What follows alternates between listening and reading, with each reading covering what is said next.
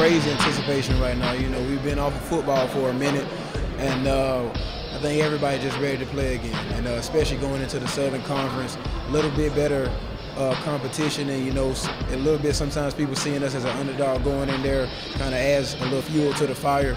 So you know, we're just ready to get out there and play. Everything's going to be a lot faster. And Coach preached SoCon speed. We're going to have to think faster, diagnose plays faster. Everything has to be faster in everything that we do on that field.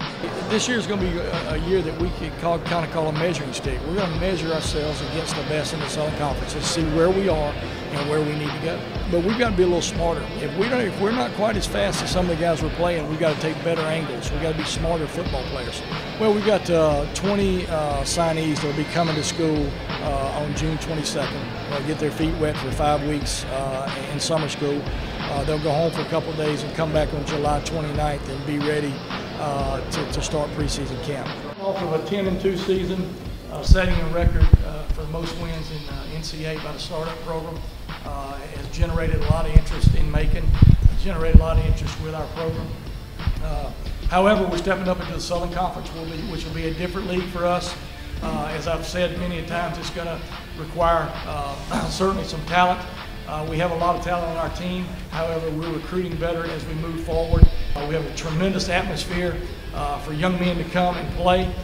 So we're selling academics, athletics, and atmosphere. So one day we'll start working for AAA. So questions?